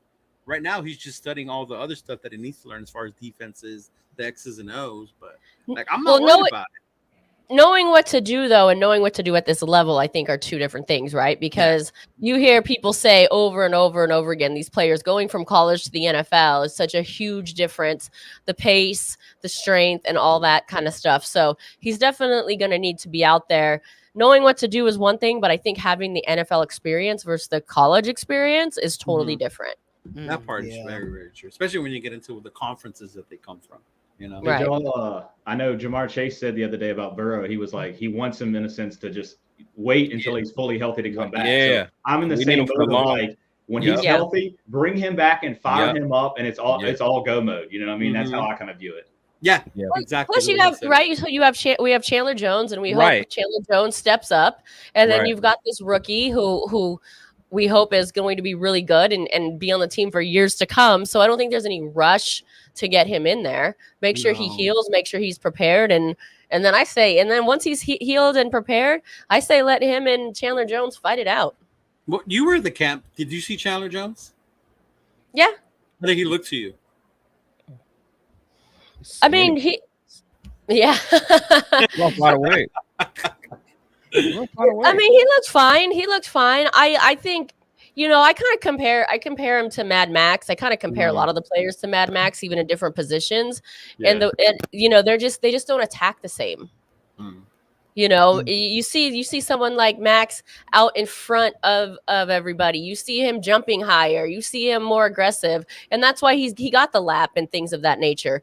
So I kind of want to see that from Chandler Jones, especially if some new rookie could potentially be coming for your position. Right, he got drafted too. Max is just so different. Like as much as we want to see it, it's hard to compare. Like if you compare everyone to Max, you're gonna think everyone else sucks. Like Because I mean, he got such a motor. He's such a beast. But I mean, and we got to remember that Max wasn't a first round or a second round or a third round pick. He came in with the adversity, like, listen, I'm going to be the best in the league, and I'm going to let everybody know that I am the best in the league. So he came in with that chip on his shoulder from the rip. Now, Chandler Jones, I don't know when he was picked, but I just know that he has to. For me, Chandler Jones have to improve from last year. Yes, we saw on tape how he could be disruptive, but it has to show a little bit more for me in the stat line. People want to go off that 1 year that he was with Arizona before he came here. He had all them sacks. Most of them sacks came in one game. So people have to fail to realize, like, Chandler Jones is going to have to take it up a notch if this defense wants to be any better, especially on that front seven. And then he went from like 10 to 4 or something like that. And 4 is just not going to be enough, especially when you've got 12 on the other side. Yeah. So another thing I love about Max, and they showed it in that quarterback thing, is like it's almost like comparing it to hockey. It's like when you have the guys that just always finish their checks, they're so pesty, feisty. It's like he's walking that line, you know what I mean? And I love it. You know what I mean? He walks that line. I love it. Look how mad Patrick Mahomes was. I love that shit, part. Punch him in the Not gut. only does he have the highest motor, but like, you know what I mean? He's going to give you everything and even a little bit more. It's like, I love that. I love that. I want to go to the game just to wear a sign like keep punching him, Max. Like, I mean, you never know what type of signs you're going to see this season. You just never know. Just never know what type of signs you're going to see this season. But the state of the AFC West, this is another topic from Leo that he wanted to talk about. Where are we ranking the Raiders in this division as of today? I hate questions like this. Why? Leo said it in the group chat, Chris. I'm surprised you ain't see it. He said it. This is not my topic. 4th, 3rd at best. Spicy, is that intercept wines you got down there? It's not actually. Okay. I happen to be drinking 19 Crimes, but Intercept Wines is really good as well. Yeah, I haven't tried it yet. I got the Woodson whiskey, but I want to get the wine as well. But I agree with you. I think 3 right now. I don't think 4, just because I don't respect Denver enough, especially when we own them right now. Again, it's like the Russell Wilson has won 10 games in 2 seasons. So his last year with Seattle was even bad that people forget. It's like he's had 2 bad years in a row. So I'm not giving them any credit until, in a sense, they show me something. So I've got us stuck in 3rd. But again, we can go either. We could go 4th, but I also think we could go 2nd if the Chargers choke. So anywhere from 2 to 4. Well, it really depends on how Brandon Staley runs that team, because they have all the talent in the world. And with Kellen Moore, Kellen Moore, that's when we're not going to get 2nd. To me, until they prove it me wrong. I mean, they gonna be 2nd, but they gonna be choking again, basically. So I mean, it's proven, because even with Kellen Moore being with the Cowboys last year, he choked as an offensive coordinator. He went to the Chargers. They choke. So 2 chokers together. I take it. But I have to go 3 as well until proven, because of course Chargers on paper look really good. They had a really good draft. Chiefs is going to be the Chiefs. They're going to be number 1 as of right now, until one of us dethrone them. And Denver hasn't proven nothing to me. We have owned the Denver Broncos for how many years now, and how swept them for how many years. the donkeys could kick rocks. You could kick them off your board on a Monopoly game. Be like, okay, I just bought rent. You could just get the hell. You paid your rent. Get the hell out of here. That's how I feel about the donkeys at this point. But yeah, I have to go with 3, rank 3 as well for the Raiders. What you think, Leo?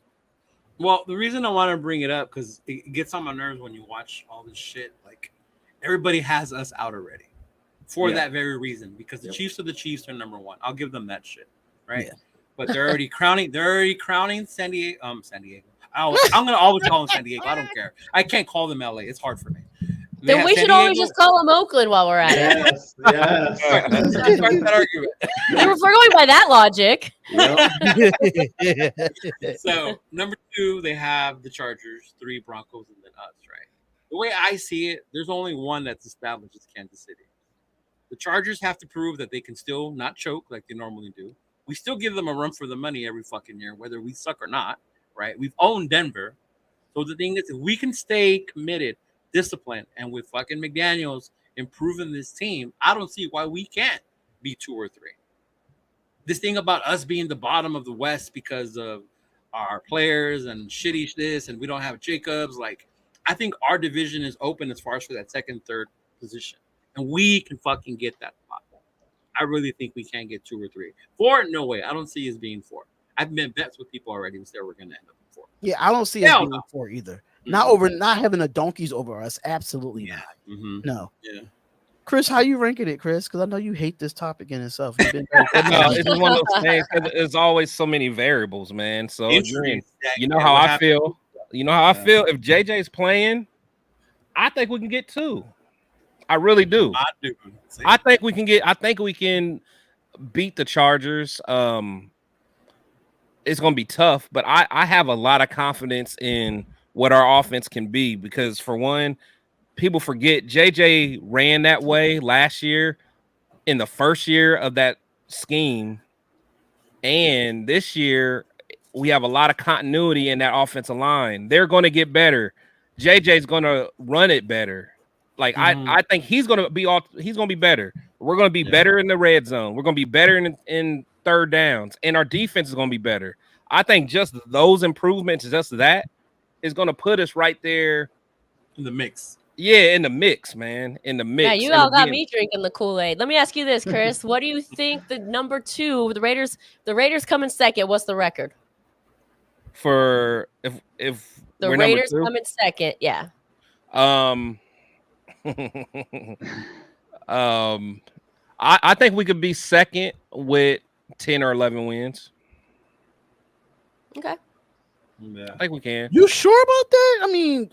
I mean 11 wins. I mean, I think there's going to be a lot of splitting. They won 13 games last year. There's going to be a lot of splitting in our division. Chargers. No, the Chargers were 10-7. 10-7. Oh, they was 10-7. Okay, then that makes sense then. Yeah. I thought they won more than 10 last year. I don't know what I'm saying. I think we get Chiefs won 13, right? The Chiefs, I think, were 13-4, 10-7, 6-11, and then 5-12. Yeah, it's about 5-12 for Denver. Yeah. Yeah, about 5-12. But 11 games, yeah, I can. If we could be in 2nd. I'll be on if we could do 12 games, I'll be more comfortable with 12. Well, you think about our predictions when the schedule came out.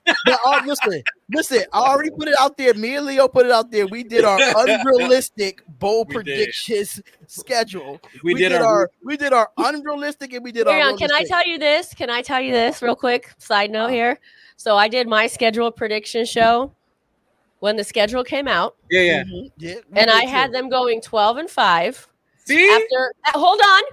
I was on that show. After a day of drinking at the Aria pool party. And I didn't know any better. So liquid courage. Yeah, see? I was on that show. I think I got him. I think I had us at 12 wins too, I think. I think you did. I think when you did the schedule, because me and Leo did it, and I think we did 12 wins, right? We did 12. And then we said, what was our unrealistic? Was like 9. Hold on, can I for a little funny? Can I interject? Moon, come back real quick. May I interject, guys? There. Mother Moon in the house. And this might be a good plug for Chris. This might be a good plug for what Chris and I have going on. So I asked Mother Moon for some more wine. Yes. Hold on. Not only is this full, this is a port, a 12-year tawny. Oh damn. The legs on this, I'm like, this is supposed to be in a glass this smaller than a shot Mother glass. Moon, pour me up a drink. Damn, I know. Speaking of this, now this is a good segue. Can we have a second real quick? Yeah, go ahead, bro. I was gonna get into it right after we got into we was done that topic. But go ahead. No. Okay, we'll finish. My bad. We'll finish. We actually done. I mean, I think Chris. I think me and Leo said what 9 and 8 realistically. Oh, afterwards, yeah. I said depending on how close we get to preseason, the lowest we saw was 9 and 8. But we were still high on that was our low. You asked me what our low is now, I'm gonna tell you something different. Especially with this whole JJ situation. We did that when the schedule officially came out. So once it's all going to change. We said subject to change on our schedule. Mm-hmm. See, Well, so we weren't take it the away, only Chris. delusional Take it ones. away, man. Take it away, y'all. Y'all got it. Well, nah, hold on. I'm gonna talk about mine too. Now, see, That's what I'm saying. Go ahead, my guy. You got it. nah, but yeah. So yeah, 'cause mine was again. Mine's always based on JJ. I'm starting everything on JJ. I think. Remember when I did it? I think without JJ, I had us winning like 4 or 5 games or something crazy, and then with them, I think I had us at like 11 games or so. So I think we're gonna be all right, man. We just got to make them happy. I don't know. Actually, I don't know what's gonna happen, but we'll see. What about you, Daniel? When you saw the schedule come out, what was your realistic and unrealistic? Realistic, the highest win total I think I got to was either 8 or 9. And that was being super optimistic or whatever. So I had us at probably I think originally I had us at 7 and 10. Mm-hmm. But again, if we don't have JJ on the team, it's gonna be a lot worse than that. Yeah. Oh, so you didn't even have like a Raider goggle prediction like we did. Oh well, like I said, 9 wins. 9 wins was my goggles. I couldn't really get to 10. Oh wow, that was with the goggles. Holy shit. That's crazy. So, I just try to be realistic as possible. So if I set my expectations really low and we exceed them, right? I'm very excited. You're good. Yeah. That's Right. the complete opposite. When the season starts, we win the Super Bowl every fucking year. Oh, I was so hyped last season before it started. Oh my god. see, I put too much expectations on the team last year, and it disappointed me so much that I have so much gray hair under this hat. So, yeah, I really want to take this hat off. I'm growing gray hairs like every day because of how the Raiders was playing last season. I'm like, oh my god. I was like, okay, Josh McDaniels might be a difference maker than what he was when he was in Denver. Let's win 11 games and be fine. Yeah, that didn't turn out the way it was supposed to turn out. So yeah, that's funny because I have 2 younger nephews, and I'm bringing them up as Raider fans. You know, one's 7, the other one's 15, and they witnessed the 2021 team. They were like so excited we made the playoffs. right. So then coming into 2022, they were ready for us to go all the way to the AFC Championship against the Chiefs. Like these fools were ready because my brother's a Chiefs fan. They're like, oh, we're gonna go against the Chiefs. We're gonna beat them. We're gonna go to the Super Bowl. And then last year happened, and yeah. And I told them because they were all sad. And I told them, welcome to being a Raider fan. This is what happens. Yeah, get used to it. Drank the Kool-Aid since I was a little kid, and so long, it's like I just can't do it anymore. Right. So I gotta, you know what I mean? I will never stop drinking the Raider Kool-Aid. It's hard when I had family members live in Oakland, and I used to come up there every summer, and I didn't even have a football team then. And my uncle is, when I say diehard, he has VHS tapes. He has like history of when he went to the games in LA, when he went to the games in Oakland, and now going to the games in Las Vegas is so much. When I say the whole house is Raidered out, it's not one section of the house. It's the actual house. It's the Raiders' house. That's what he called it. He called it his Raider mansion. So going up there every summer as a kid, that's what made me fall in love with the team. And he teaching me the history and, you know, the mystique of being a Raider fan and all that. That's what made me become a Raider fan. But Chris, you have an announcement to make, don't you? I do. So me and my lovely friend Spicy Raider Girl, we are actually forming a show that's actually going to start tomorrow, and it's called the spicy. Wait, what do we call it? The spicy shield Spicy talk. Shield Talk. And it's gonna be Oh, Wednesday, Ooh. and the theme is Wine Down Wednesday. So every Wednesday we're gonna drink our wine, talk football. It's gonna be a fun, interactive show. Yes. Spicy. You can kind of put your spin on it. Yeah, I think you hit the nail on the head when we say interactive. We are gonna give our opinions about football, of course, and how we feel about it, but we're also have a lot of fun segments that will be very interactive, as well as call-ins as well. So make sure to tune in. We're gonna do it every Wednesday at 7 p.m. Pacific time, 10 p.m. Eastern time. So please join us, join the fun. Like he said, it's going to be very interactive. So we're kind of the co-host of everyone that's watching, if you will. Absolutely. Yeah, we want to. I'm gonna be in the building for that. I'm Yeah, you definitely got gonna Thank be you. there. You You're know, gonna be up late, bro. 10. especially once the Listen, I don't go to sleep till at least 4 a.m. every day. So it's like I'm used to it. and I mean, all I know is I need Mother Moon to pour up my wine glasses Yeah, because that's how you do it. That's how you Right? wind down Wednesday right there. Shout out to Mother Moon. I need So Mother Damn. Moon does to it drop start as a tomorrow? bartender down there. Yeah, starting tomorrow. We're just Alright, gonna kind of pilot it off, but generally, during the season, we're gonna have time where we're gonna talk about the previous game, and then we're also gonna, spend some time talking about the upcoming game. That's why we kind of got it in the middle of the week. So it's gonna be a good time. We're gonna have, just little games and a lot of interaction and Throw some Raiders calling trivia in, in all there. kinds of stuff. Yeah, Huh? we have Throw some Raiders trivia in there. Yeah, a little bit of everything. You never know. You never know what you're gonna get at the Spicy Shield Talk. Yeah, we have a lot of fun little segments, and so that's why it's our pilot episode. We're gonna see what our viewers like, and it's always gonna grow. But yeah, we're excited about it. We've been kind of itching to announce this for a couple of weeks now. Yeah, we have. So thank you for allowing us this platform. Oh, absolutely. Listen, I'm always here to promote Raider content creators. Listen, I love it. I actually love the name.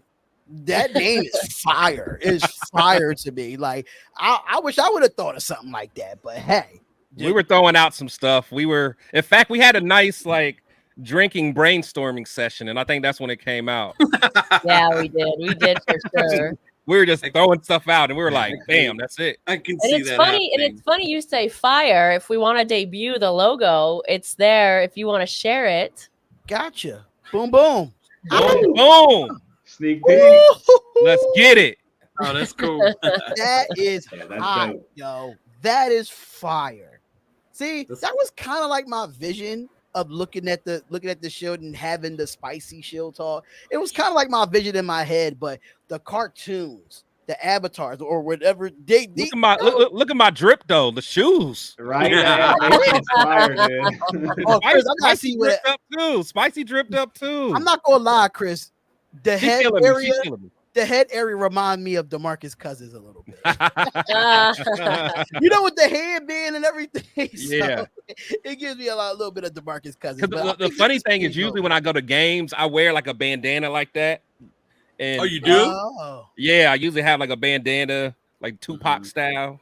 Somehow. Okay. It depends. It depends on my mood though. And plus, I usually have like my beards out, so what you're seeing now. But it's all good. It don't matter. It's all about Spicy. Spicy look fresh right there in that picture. She made me add some earrings. At first, we didn't have earrings. I know. We had I always earrings got my earrings on. Yeah, we had the earrings though. Well, they did this very well. Whoever It's did gonna this be- logo is absolutely amazing. It's gonna be hard to Absolutely. make that one into a hat, Chris. I'll tell you Yeah, that. I'm about to tell you, I don't know if we're gonna make this one into a hat though. We No, still I mean what you could really do Probably is just the you can- shield without the You just do the character. shield Yeah. part. yeah, Yeah. that's true. That is Yeah. true. Yeah, if you just take y'all two off and then have the shield on the front, I mean, Yeah. you could revise it that way too. So Yeah. Yeah, that's a good Plus, point. this I think this just kind of shows to the show is really going to be fun and interactive, and I think this kind of lends itself to that. Yeah. It's the caricature, the animation, and it kind of lends itself to the vibe of the show. Cool. Sure. I'm excited to look at the intro. I wonder if y'all gonna have these two in the intro. That would be so dope. We're still working on that. We're working on it. Yeah. This is, remember, this is just the pilot. This is the pilot. Yeah, this is a pilot. Y'all ain't gonna get everything tomorrow. So yeah. We gotta make sure y'all. I know you guys coming have been back. talking. They should have debuted last Wednesday. You guys are already behind. What's going on? It's probably my fault. They had to make sure it was It's probably my fault because Spicy was ready. I think she was like, she was like, dude, are we doing this or not? I'm like, another week. Yeah, like we're not there yet. We actually thought about it because last Wednesday is when I went to training camp. So we were like, hey, this will be a good opportunity. We could talk about training camp. We'll have some video and whatnot. But at the end of the day, we just wanted to come out a little stronger. So we decided to just postpone it a little bit. That makes sense. That's cool. So make sure you guys tune in, man. Absolutely. And I'm gonna have to give my kudos to Daniel because I think me, Chris, and Leo talked about a fantasy football league for the Nothing But Raiders podcast. But when Daniel came into my inbox and talking about it, I'm like, you know what? I'm gonna have to do it, and see how this is going to work out. So we have our first annual fantasy football league. We have 3 more slots left for this league. We're going to be going live for the draft, which is September 5th, which is that Tuesday before the Thursday night game. Only reason why I always do it that way because I want to make sure that every player that we get is available due to injuries. So you just never know with injuries. So I always do it that Tuesday before the actual kickoff show. So talk a little bit about it, Daniel, as far as like value and giving people a head start in this league. I mean, Spicy, if you want to be a part of it, I can send you the link. Well, yeah, send me the link. What are the details? Maybe I'll look into it. I have to admit, I've never done fantasy football ever, though. Oh, no? Oh, that'd be. Oh, well, Daniel, you're right here. You are the fantasy guru. That's why I have you on this show. So, I think when it comes to the lineup, is it like 2 running backs, 3 one receivers? quarterback, 2 running backs. Yeah, it depends on setup. It's personal preference, but normally it's 1 quarterback. You'll have 2 wide receivers, 2 running backs, 1 tight end, 1 kicker, 1 defense. But then you have those flex spots, which means you can kind of start either running back or tight end. I mean, running back or receiver, or possibly tight end in those 1 or 2 flex spots you have. Just depending on, again, league settings or whatever. Are we doing just defense or defensive player also? No, we're just doing defense. See, defensive player would have made the draft longer than it would be. So it would have trying to get defensive players. It would have been like 20 rounds, if I'm not mistaken. Yeah. So I have boards, like I said, all around this room I'm in, and so draft weekend, it's normally the same time every weekend, like August 25th is going to be my first draft. And then I'll have a live draft where we do it on the boards. And then I'll have one on the 26th. And I have another one on the 30th, all where you do on the boards. How many draft leagues are you in? That's what he does, man. Yeah, probably I'm only in 3, and I'm sticking to that. And better yet, do you choose the same players? Oh no, I guess you can't, right? Because the draft is different. I mean, you could, but I don't like putting all my eggs in the same baskets. Yeah. Even though last year I did have, I think it was 4 or 5 leagues, and I had 4 or 5 shares of Josh Jacobs. So not always bad, but I try to stay away from that. But yes, defensive, I'm looking at the board and it's 21 rounds long. Okay. So if you want to get defensive players, right? Yeah, the individual defensive players. It's much longer. Do y'all really think y'all want to be on a draft live that long? We don't need to do that long. No, let's just keep it. Yeah. Chris said no. I'm not doing it. Yeah. Well, I bet if you had some wine, you would stay. Huh? I bet if you had some wine, you would stay. Oh yeah, if Mother Miller's pouring up, I might stick around a little bit. Let's give me a bottle of 21 grand. I'll be fine with that. With the 21 grand, because I only drink dark. I don't drink no clear. All I drink is dark. So, or just order me a bottle of wooden whiskey. I could do that too. So I might do that for the draft, for the live draft. So at 8:00, like we do on a regular Nothing But Raiders podcast, that's going to be our episode, which is going to be the draft live September 5th, that Tuesday. Someone's asking if they can join. And that should be a blast, that live draft we're going to do. Yeah, it's going to be. Actually, I always do my live drafts every year when I do it on my other channel. I never really did a Raiders one before, so this is my first time having Raiders fans and content creators being on all at once. Some Raiders content creators turned it down because they said they just want to root for the Raiders. So I understand your loyalty, but I mean it's fantasy football. Let's have some fun. I didn't think of what the prize would be yet. Whoever wins the whole league in itself. But I would think of something. I thought fantasy football was like you paid to play and then you win a pot. No, normally, you can, but I don't. I for our first annual, I didn't want it to be about money at all. So I just wanted to have content creators, could have a friendly competition at least. Spicy's all like, never mind. Yeah, I'll pitch in if you want to get a trophy or a belt, because those are like, they're good options either way. Yeah, awesome. Right. And the belts are expensive though. We have one on one of our other leagues. They're like anywhere from 150 to 250. Yeah. Gotcha. Yeah, if you could find on, I mean, yeah, you could do that. I mean, or we could do like a league trophy or something of that nature, or a prize of. We already did the giveaway with the jersey part, so we want to do something a little, different. How many contestants total? 2010. Only 10 of us. 2010. Oh, 10?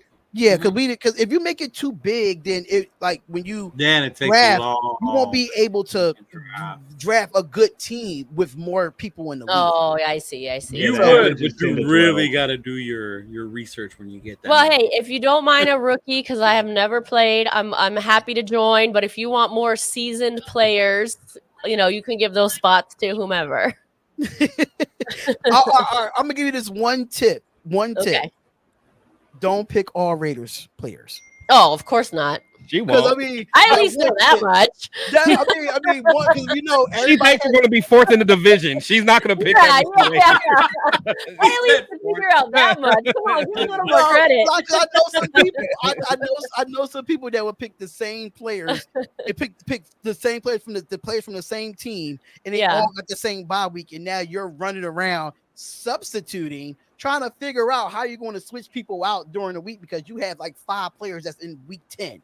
So that's gonna sound crazy, but also wait on quarterback. You don't need to go quarterback early. That sounds wild, but it's just how it works.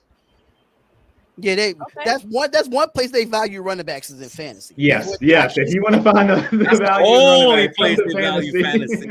That's the only place they value. The only place you value running backs. That if you want to go in the first round and get a running back, that's where they value that in fantasy, basically. Mm-hmm. But Boogie Vargas, if you do want to come into the league, just make sure you hit me up on Instagram at NBRPod1. And we'll talk more about it. Raider Resistance says, keep up the good work. I like to see this grow. Thank you so much, bro. I really do appreciate it. And I appreciate all y'all coming on to the show. I think this was a dope show. Talking Raider football, talking football in general. Football is back, and I am excited. Right. I'm tired of all the. And we actually played this weekend. Yeah. Is anyone going to be at Vegas? In Vegas for the game? See, I think me. Nah, I'm not going this time. You going Spicy? Yeah. She is. Yeah. Spicy gonna be there. See, I'm already on the East Coast, so it's really. Yeah, that's true. Yeah, I'll be there, and I'll be at probably most of the Woodson Whiskey events. As some of you guys know, like For Life of Raider Story, myself, Mother Moon, we're brand ambassadors now. So we'll be out there at most of the events are at Mandalay Bay. There's one at Luxor. So we'll be out. So yeah, if you're in town, hit us up because we'll be out and about. Didn't y'all have a giveaway going on as well too for Wisdom? We did, yeah, for some merch. So yeah, hit us on Instagram For Life or Raider Story, and we have some giveaways, and of course we have the season opener party back in Oakland, California, San Leandro to be technical. It'll be fun. We've got a 300+ party going on for the season opener on September 10th, 10 a.m. Mm-hmm. So that should be fun as well. At Ricky's. So everybody want to go around the panel, and I mean, I think Spicy Raider Girl already put. I kind of did it improperly, yeah. Kind of did it, of course. I mean, for me, NBR Pod 1 on both Twitter and Instagram. Same thing, Nothing But Raiders podcast on Facebook. Same thing for YouTube. I'm thinking about opening up a TikTok, but I'm already have too much stuff going on. Chris see me, I'm bouncing back and forth from 2 channels on a daily basis. So it's just like I don't know if I want to do that just yet, but I'm thinking about it. Can I just say really quickly, like Chris knows this, I just started using my TikTok maybe within the last It 2 grows months. fast. It's the Mhm. fastest It growing, grows fast. however you want to say it, networking app there is. I mean, you get so many followers per day. If you have good content, you have so many viewers. One of my videos has already hit like 12,000. Yeah. Yeah. So I would say, like, I wish I would have started it sooner. So if you're thinking about it, I would say go for it. Because the thing is, I already have my personal TikTok, and then I have my Darian Hopkins sports show. So to make a third TikTok, Fair enough. Fair it's enough. gonna be tough. I mean, Leo, can you help me out with the TikTok, brother? Yeah, I used to use it differently. Now I start doing Raider stuff, so I haven't used it for that. But yeah, you definitely can blow up that way. That's how MC Yeah. Raider. Remember, he's the voice that a lot Yeah. of people use for like you wear your Raider gear all year. That's his voice, and a lot of people have. Oh, I used didn't know his- that. Yeah, that's his voice. That was his TikTok. Mm-hmm. So yeah, but TikTok. The only thing with, like you said, it does take time. You got to make your videos. Yeah. And the content Yeah. has to be good for sure. Yeah. Mhm. Cheeto Lions, let them know where they can find you at, bro. Same thing, bro. On Instagram, Cheeto Linus. Follow me up there. I got a lot of the new jerseys coming out as well as the shirts. Once the season starts dropping, I think I showed you guys 2 of them, right? One that said "fuck the Chiefs," and then there was another one. So Yeah. those are like probably the first ones that I'm gonna start coming out because, like, I mean, as a Raider fan right now, it really is like "fuck the Chiefs." That's my main thing. I'm tired of them winning, bro. My brother's a fan. You don't get it. I hear that shit here at the house all the time. Oh, just imagine my brother's a Niners fan, so I deal with it all the time. My brother's a Niners fan. Yeah, So- but they lose. They lose. The fucking Chiefs have been winning. Like, that's But you know, fucking Niners shit. fans, they just as them. worse as Chiefs fans. They will say anything in the world, but Yeah. you can go ahead, No, bro. My yeah. bad. It'd be cool, to look forward to going to Vegas, going to the games, traveling. I'm gonna go to Miami after all, Chris. I will see you out there. Yep, I will see you out there. But yeah, just follow us and thank you everyone for joining us on the shop.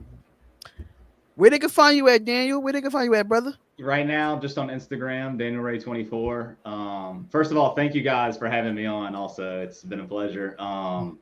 Trying to get my own thing here in the next 2 to 3 weeks. Get a little fantasy thing going up here on YouTube, so we'll see how that goes. I do got a little random question here at the end for you because I was thinking about this today and just like how wild that Patriots game ended last year, right? And Woo! I was there. Just what is, regardless of how many games this year, how is one game going to end?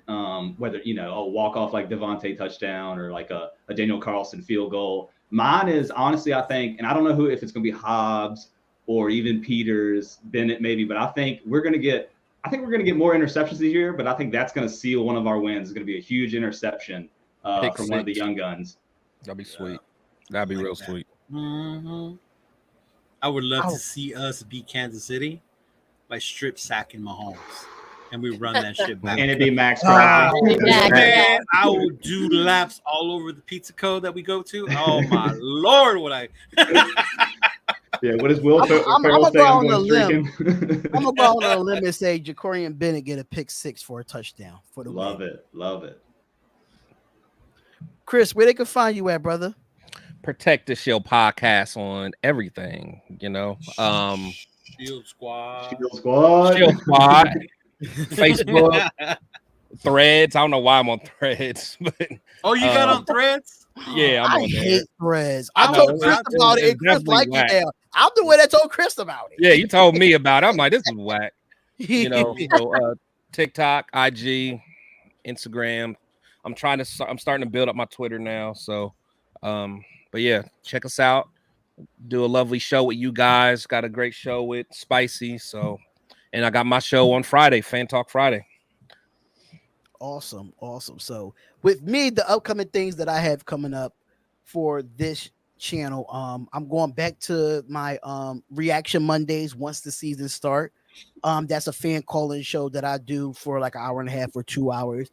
And Wednesdays I'm gonna go back to doing preview shows with the opponent content creators. So I usually do that, have the opponent content creators come up and we'll do like a preview show, trash talk. Have some fun, no friendly trash talk. But if it's the division, I'm trash talking for real. So the division is not off limits, but everybody else is off limits. The division is not. And usually that's basically what of course, Nothing But Raider podcast is still gonna be going on Tuesdays, same time, same place, and play-by-plays. I'm gonna be doing the play-by-plays on the channel here for all the Raiders games if I'm not going to a Raiders game. So that's basically what I have going on here. Boogie Vargas asked us one more question. He said, what rookie are y'all guys excited to see on Sunday? I think we asked this question before, but just to reiterate, just give us one player and then we could be, head out. We could be done for the show. I'll give you one on each. I'm gonna go Trey on offense and Bennett on defense. Ooh, I'll do O'Connell on offense, and Wilson's not there. Wilson's the one I wanted to see, but Amari Burry on defense. I'm gonna go a little against the grain. I want to see Nesta Jade Severa on defense. That's your boy out. He is, man. He may not even make the squad, man, but hey, he's a dog. And then I want to see it got to be Trey. I gotta see Trey since he took my boy's spot. So we'll see. Yeah, I'm gonna say. Go ahead. I'm sorry, Spicy Girl. Sorry, I thought never mind. I'm gonna go O'Connell offense and Tyree on defense once he gets in there. Yeah, I'm gonna go O'Connell on offense and on defense. This is a tough one. As far as rookies go, you know what? I'm gonna go out on a limb. I want to see what Byron Young do at defensive tackle. So I like it. That's what he's an SEC guy. I wanted to say my guy, my 1 year guy, Matthew Butler, Tennessee. I was waiting for Matthew Butler.